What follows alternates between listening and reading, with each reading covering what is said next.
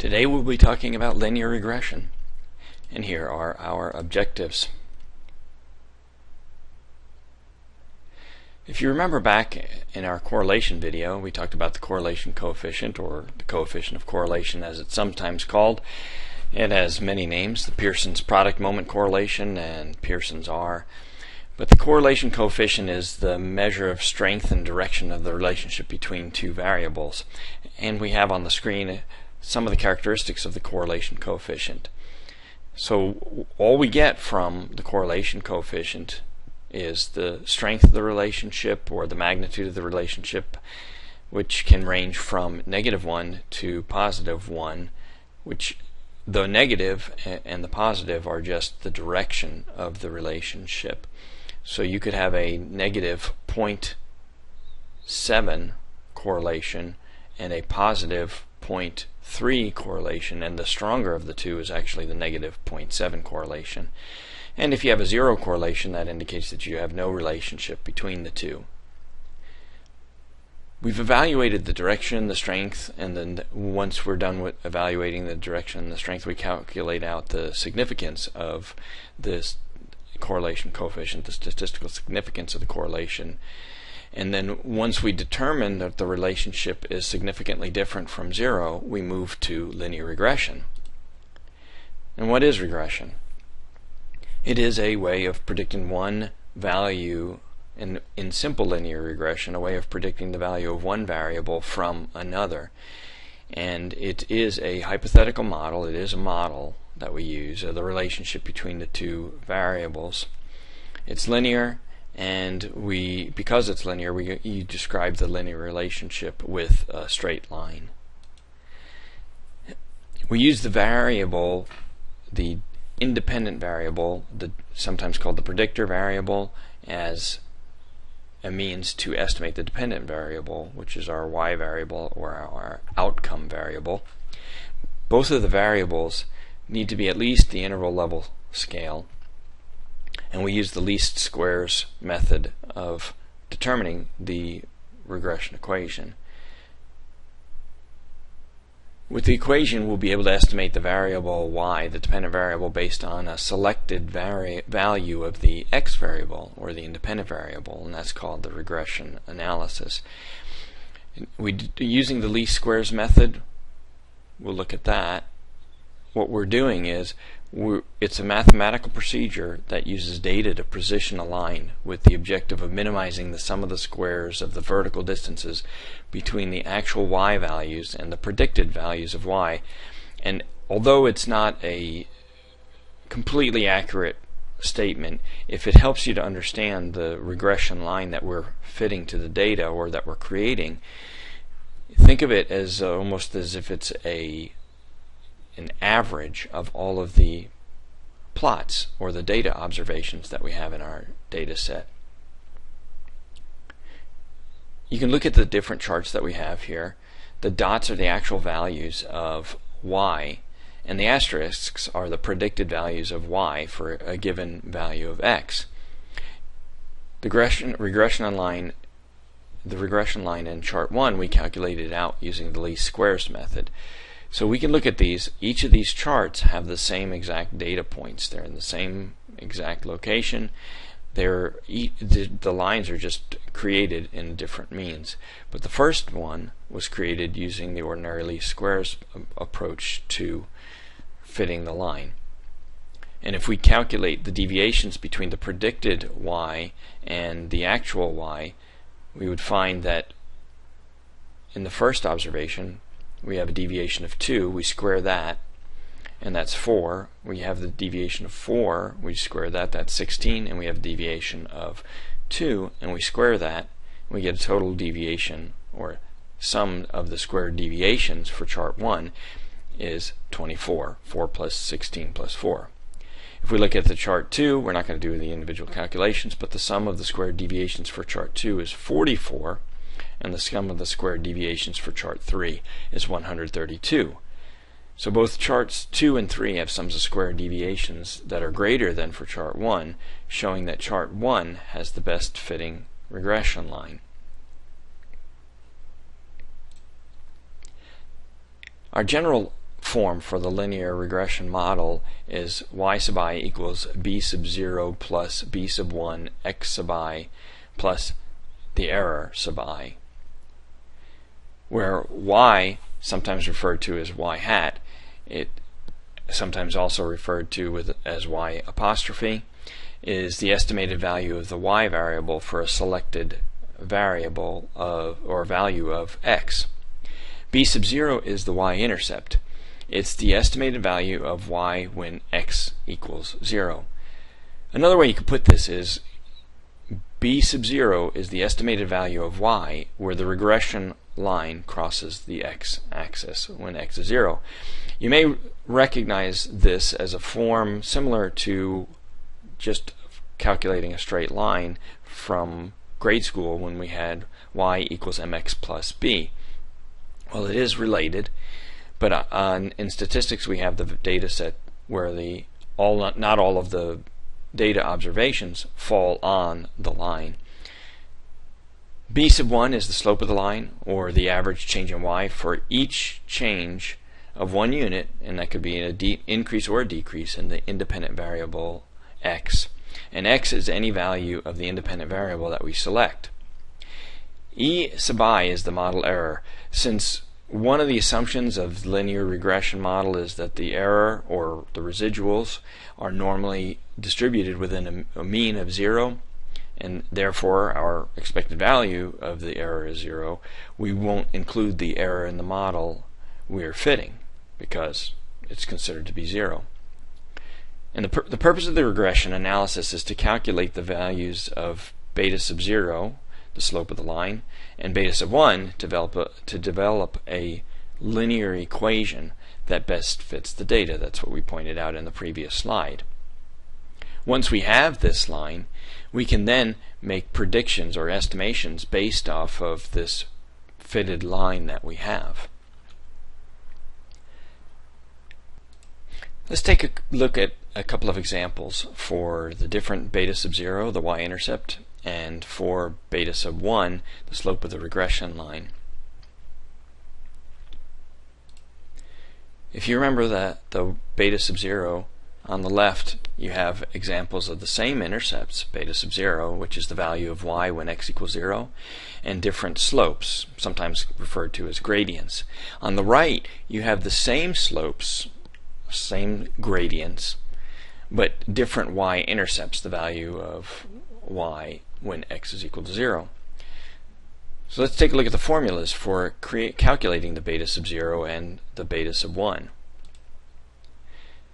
You'll notice that we're calculating beta sub 1 first, and if you look closely at the beta sub 0 calculation, you'll see why. We need the beta sub 1, the slope of the regression line, in order to calculate the y-intercept using this approach. So the slope of the regression line, beta sub 1, is equal to r times the standard deviation of y divided by the standard deviation of x, where r is the correlation coefficient, which we calculated in our last video, and s sub y and s sub x are really just the standard deviation of the corresponding y and x variables. The beta sub 0, the y-intercept, is calculated by taking y bar, the mean of y, minus beta sub 1 times x bar, the mean of x. Let's take a look at an example here. We have an example involving Copier Sales of America. The sales manager gathered information on the number of sales calls made and the number of copiers sold for a random sample of 10 sales representatives.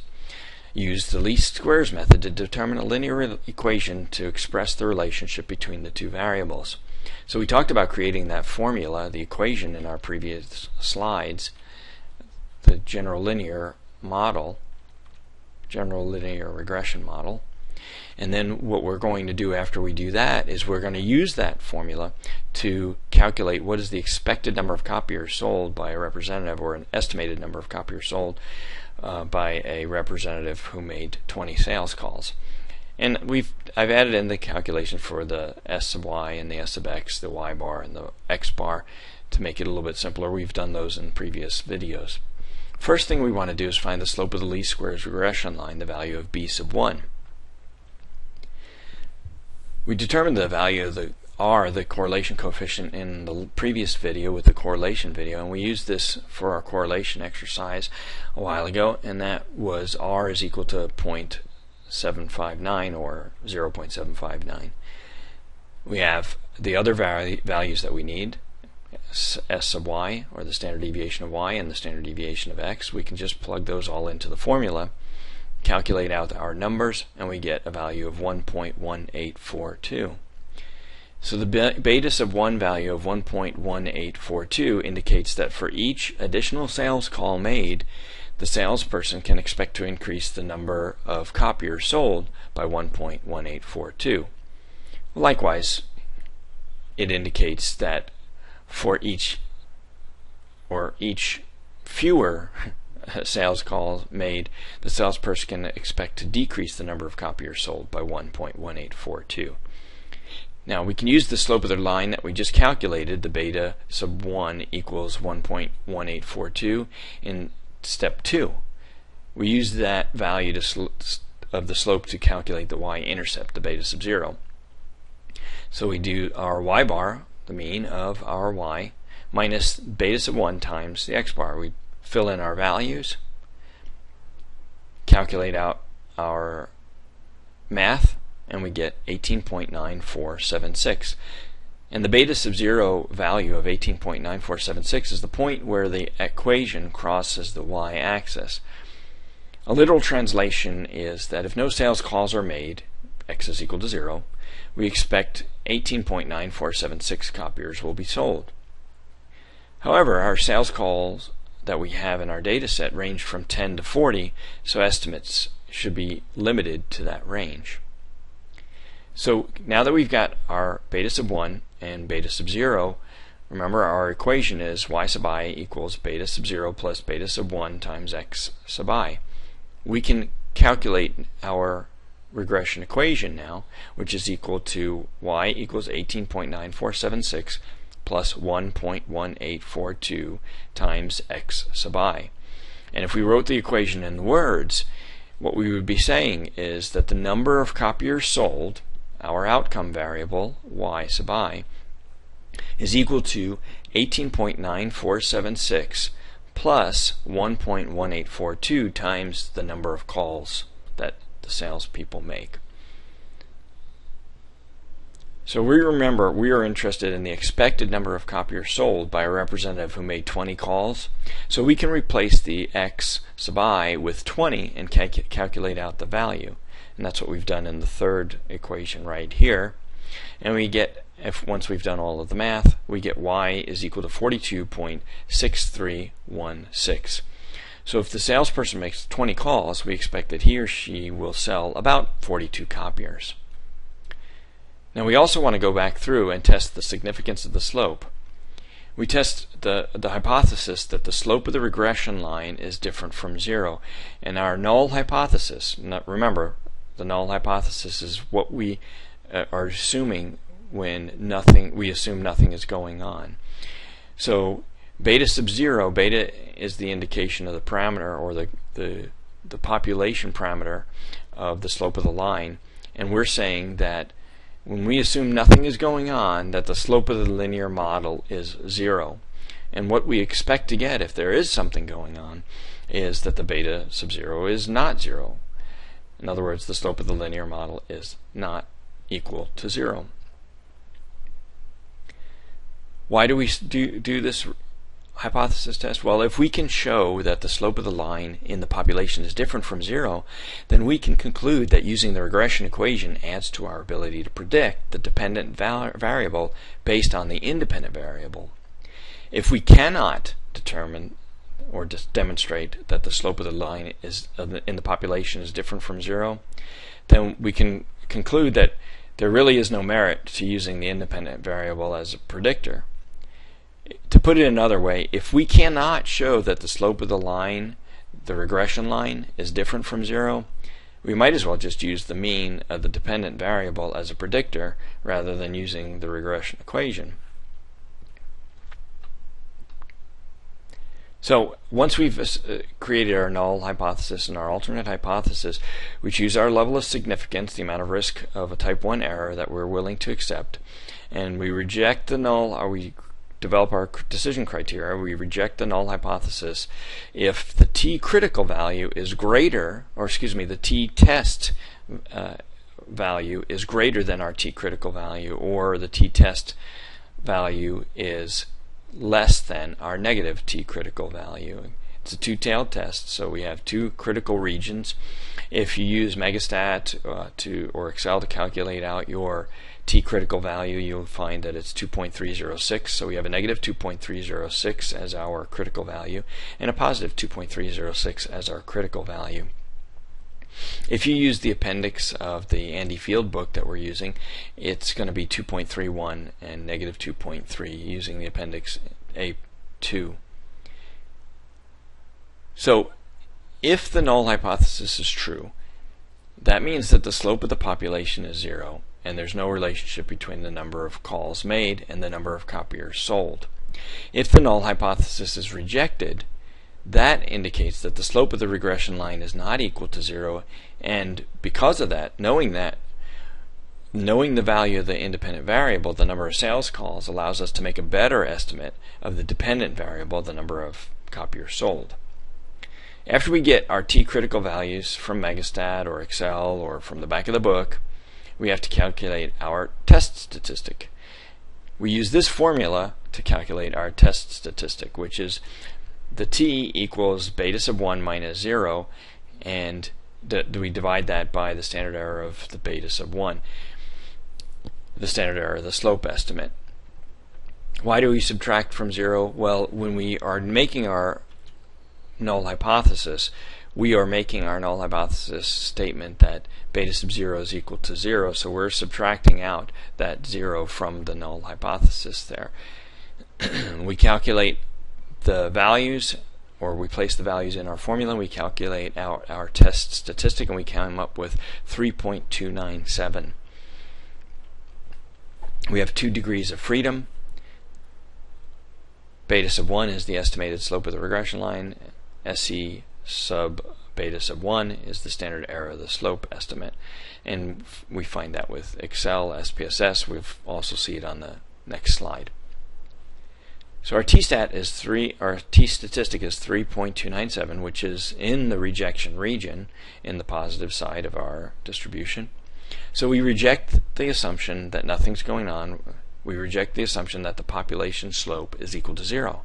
So knowing the value of the independent variable helps us to make a better estimate of our dependent variable, number of copiers sold. Next, we look at how to evaluate a regression equation's ability to predict. Remember, the regression equation in words is that the number of copiers sold, which is our outcome variable, is equal to 18.9476 plus 1.1842 times the number of calls. So we can plug any number in within the range of our sample data to predict the number of copiers sold. For example, we might plug in 10 sales calls made into our equation, and we'll find that we can expect about 30 to 31 copiers will get sold. But how precise is that prediction of Y based on X? Or on the other side, how inaccurate might that estimate be? We use the standard error of the estimate to describe how precise the prediction of Y is based on X, and it's symbolized by the SE sub y dot x, or sometimes listed as SE sub b sub 1, and it's interpreted as the standard error of y for a given value of x. It's treated similarly to the way that we look at the standard deviation. Standard deviation measures the dispersion around the mean. The standard error of the estimate measures the dispersion about the regression line for a given value of x. The numerator is the sum of the square differences between each observed y value and predicted value of y, which is identified as y sub I, Sometimes it's also shown as Y hat, or Y with the caret on top, and in some places you'll also see it with Y apostrophe, indicating the predicted value of Y. SPS will produce the standard error of the estimate for us, as will Excel and Megastat. And in SPSS it's shown in the model summary in our output. But let's get back to our example. Remember, Copier Sales of America, the sales manager determined the least squares regression equation, and we found that a couple of slides back. It's Y equals 18.9476 plus 1.1842 times X sub I, and the Y should also have a sub I in here. And we determined the standard error of the estimate as a measure of how well the values fit the regression line. The smaller the standard error of the estimate, the relatively closer the data are to the regression line.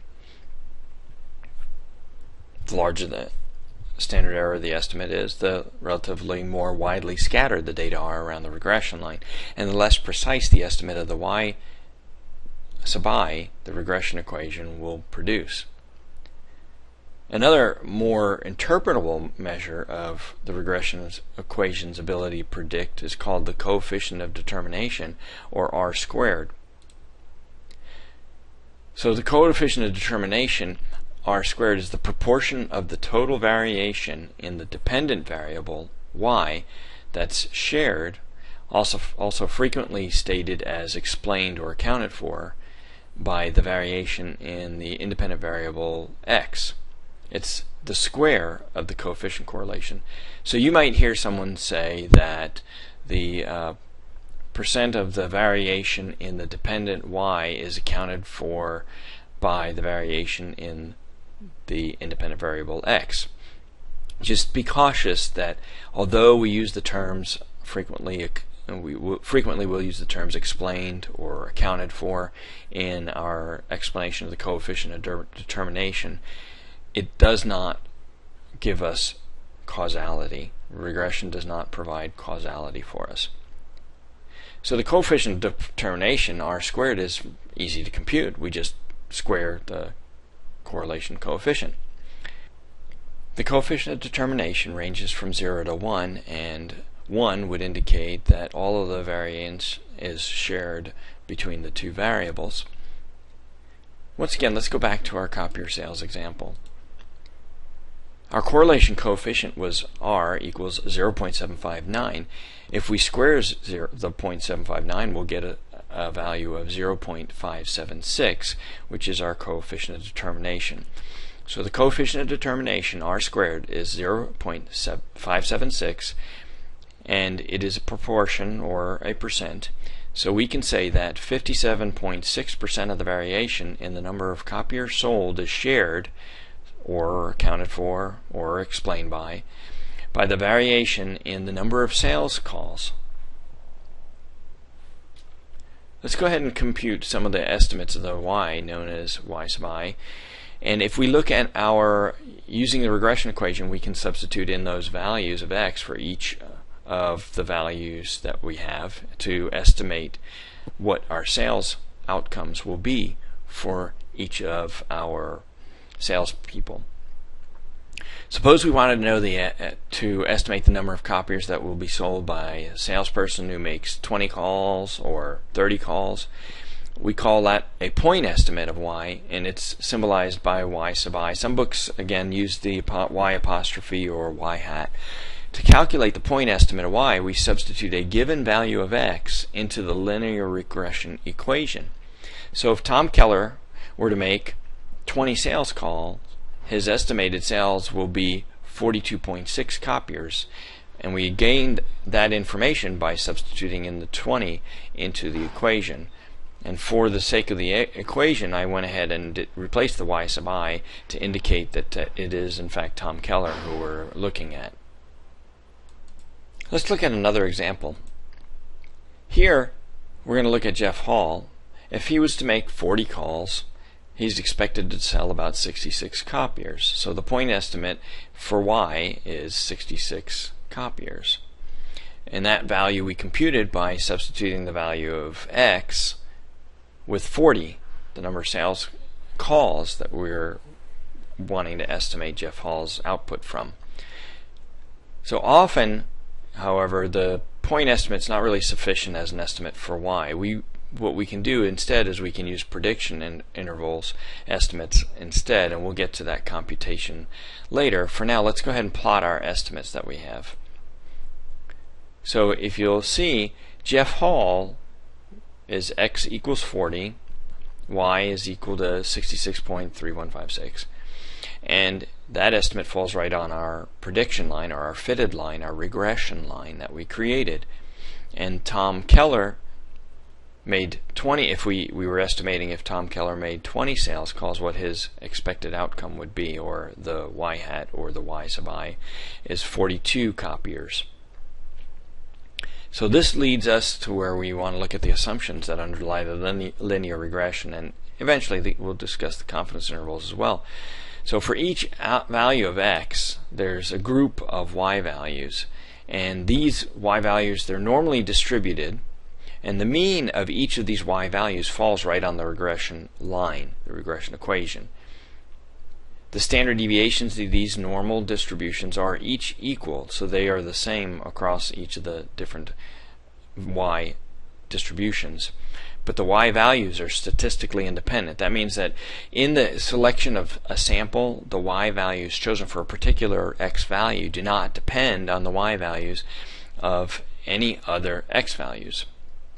Remember, when we plug an x value in the regression formula, we're getting an estimate or a predicted value of the y value. In other words, just because we make 40 sales calls doesn't guarantee that we'll sell 66 copiers.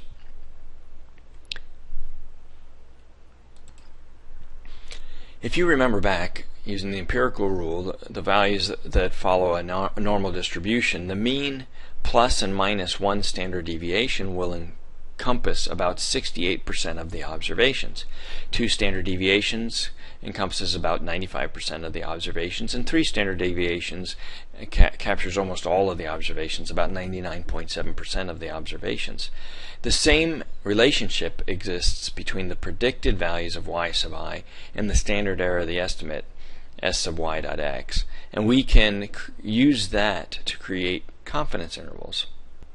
Now this may look a little intimidating because we have all of these calculations going on the screen, but if you remember back when we were calculating a confidence interval for the mean, all we had was a point estimate, and then we added to the point estimate and subtracted from the point estimate some margin of error. Well, it's similar here, and remember that the percentages relationship that existed between the predicted values of y sub I and the standard error of the estimate s sub y dot x, we can use that information to create confidence intervals. So y sub I plus and minus one standard error of the estimate will include about 68% of the observations.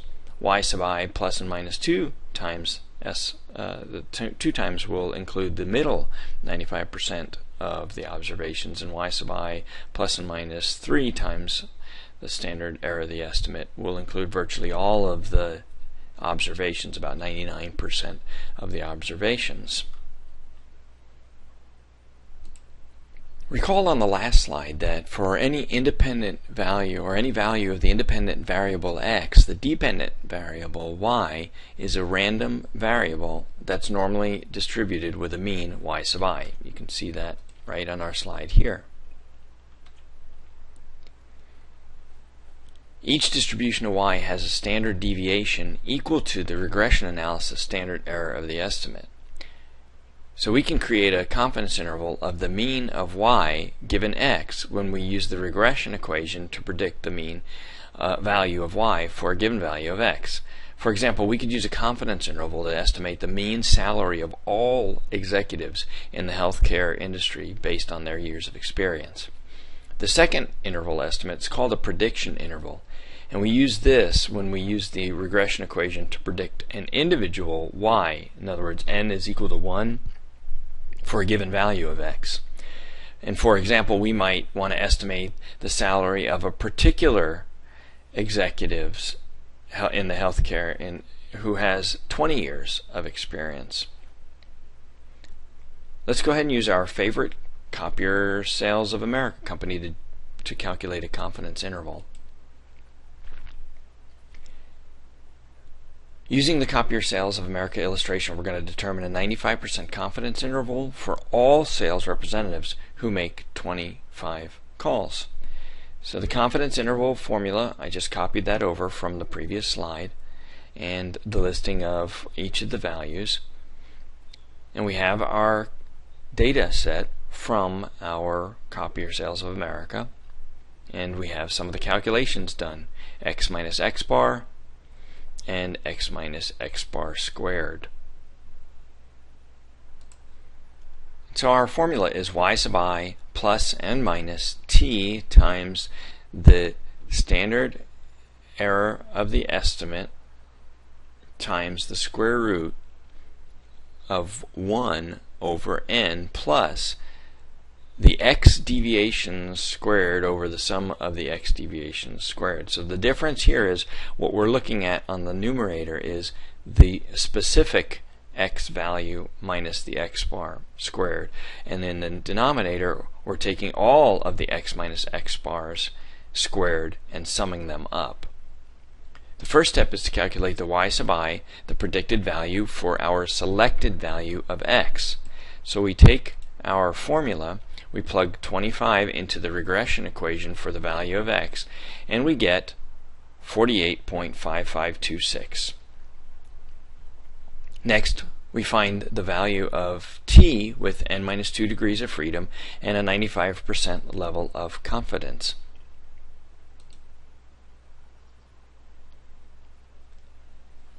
Finding the value of t, we go in, we find the number of degrees of freedom, n minus 2 equals 8.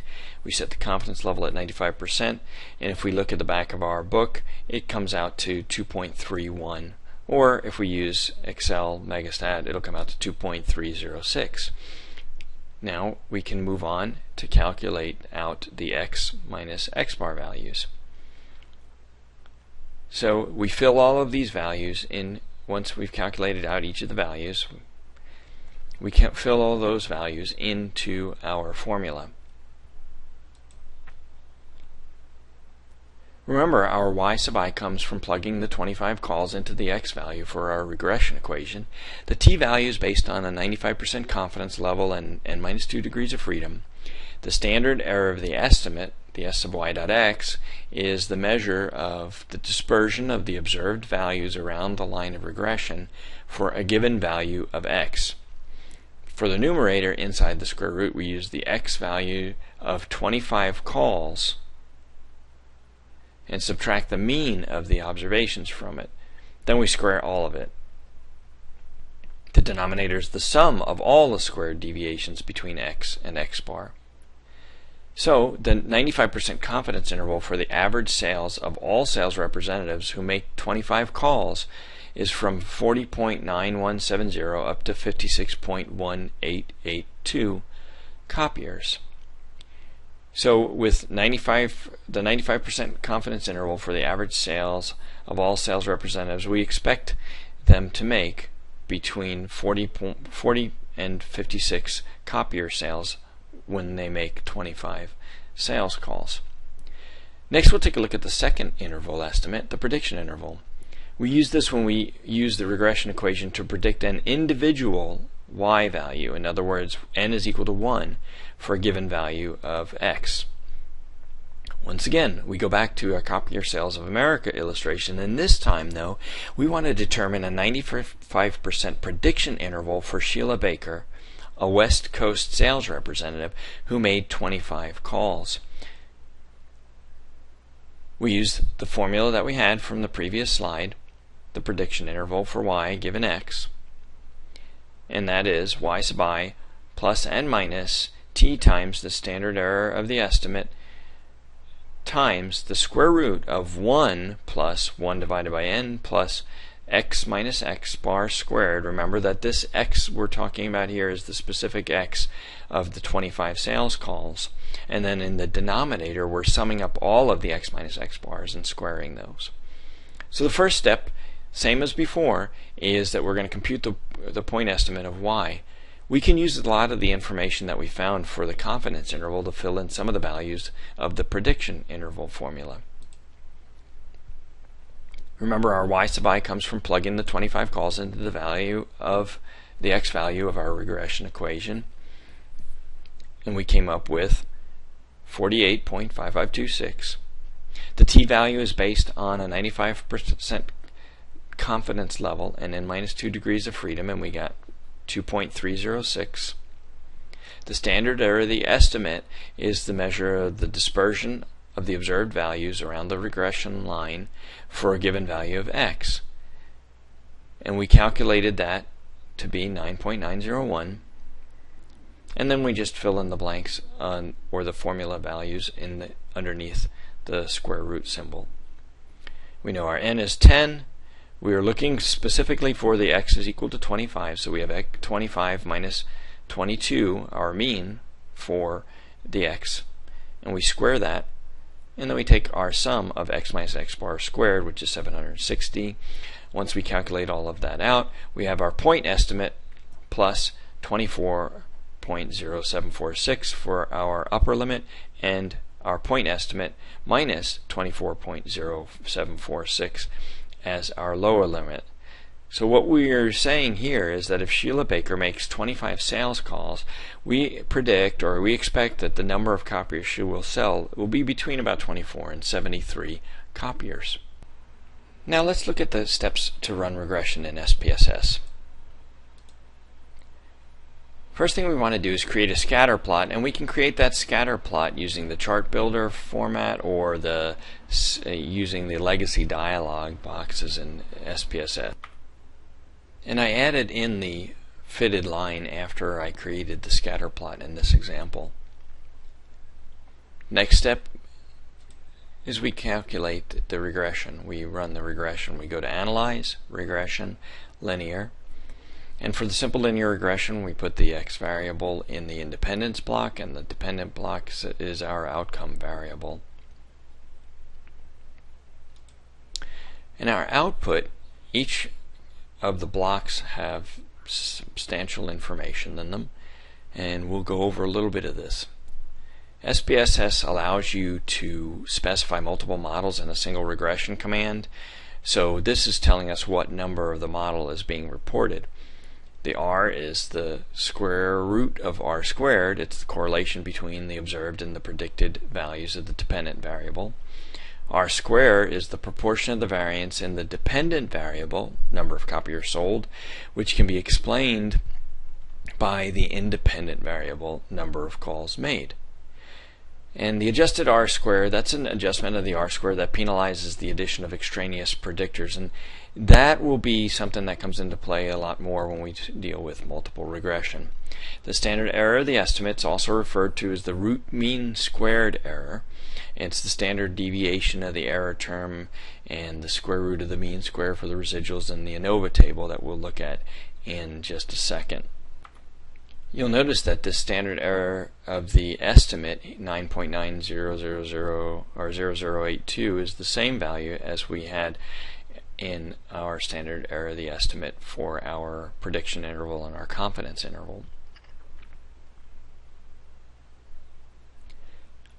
Our ANOVA table, our analysis of variance table, provides a lot of information that's very important to us. The regression residual total, looking at the breakdown of the variance in the outcome variable, these are the categories we look at. We look at the regression, the residual, and the total. The total variance is partitioned into the variance which can be explained by the independent variables, in other words the model, and the variance which is not explained by the independent variables, which is the error, or in this case it's listed as the residual. The sum of squares are the sum of squares associated with each of the three sources that we have. So you have sum of squares for the model, you have sum of squares for the residuals, and sum of squares total, which is these two added together. The degrees of freedom are associated with the sources of the variance. The total variance has n-1 degrees of freedom. So in our case we had 10 observations, so the degrees of freedom is n-1 or 9. The regression degrees of freedom for our model corresponds to the number of coefficients estimated minus 1. So if we're including the intercept, there are 2 coefficients. So the model has 2 minus 1, or 1 degree of freedom. The error degrees of freedom is just the total degrees of freedom minus the degrees of freedom in the model. So we get the total minus the model degrees of freedom, and we get 8. Mean square, these are mean squares, doesn't mean that they're angry or horrible squares. They're just the sum of squares divided by their respective degrees of freedom to get the average squares. The F and the significance, this is the F statistic and the p-value associated with it. We haven't talked about the F statistic much, but the F statistic is the mean square regression. In other words, the mean square of the model divided by the mean square of the residual. So you take this number as your numerator, this number is your denominator, and you get your F value of 10.872. The p-value is compared to a specific alpha level when we're testing the null hypothesis that all of the model coefficients are 0. So in our case, we used the example of 0.05. So thinking back, if the p is low, the null must go. The p is less than 0.01, so our model, we can reject the null hypothesis that all of the model coefficients are 0. In this case, we just have the one coefficient to be considered. So when we get into multiple correlation, what we're going to be using the ANOVA for is to check our overall model. First we check our overall model, and then we would go to test the significance of each of the coefficients of our independent variables. Again, we have the model column here. We've got the predictor variables, constant, which is the intercept. The y-intercept is actually called the constant in SPSS, and we have our independent variable number of calls. Remembering that the constant is the height of the regression line when it crosses the y-axis. In other words, it's the predicted value of Copier sold when the other variable, in this case only one other variable, is 0. The b, or the unstandardized coefficient of b, values for the regression, these are the values for the regression equation for predicting the dependent variable from the independent variable. The regression equation is presented many different ways. In our example here, we can look at this and say that our y, or predicted, is equal to b sub 0, or b0 plus b1. In this case, this is our b0 and our b1 times x1.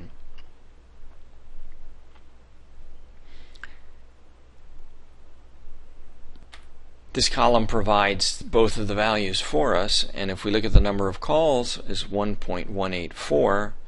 What that's saying, that's our coefficient, is 1.184. So for every additional one sales call made, we predict an increase of 1.184 copiers sold, holding other variables constant. If we had multiple predictors in here, we would hold the others constant. The standard error, these are the standard errors associated with the coefficients, and the beta are the standardized coefficients. This comes more into play when we have multiple coefficients and we're trying to compare, or the multiple independent variables, and we're trying to compare the impact each of those has on the outcome variable. So these are the coefficients that you would obtain if you standardized all of the variables in the regression, including the dependent and all of the independent variables, and ran the regression.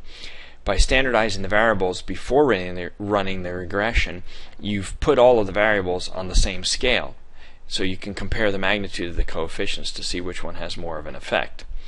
You'll also notice that the larger betas are associated with the larger t-values and lower p-values.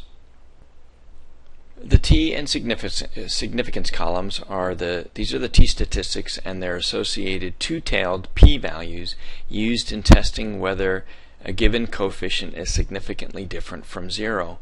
Because we're using the linear regression model to predict the outcome variable, the y variable, based on the x variable, the constant, the slope intercept, is not quite as important to us as is each of the coefficients. In this case, we only have the one coefficient here. The coefficient, so using an alpha level of 0.05, the coefficient of number sales calls, which is 1.184, is significantly different from 0 because its p-value is 0.011, which is smaller than 0.05. The intercept is not significantly different from 0 at the 0.05 alpha level of significance. What this is saying is that there isn't strong evidence that an intercept term is needed. In other words, there isn't strong evidence that the intercept is not 0. But whether or not we eliminate the intercept term isn't as big a deal as whether or not to eliminate a predictor value variable, because the inclusion of an intercept doesn't add another variable to the model. When we start doing multiple regression, we'll get into the output of SPSS further, but for now, that's our video.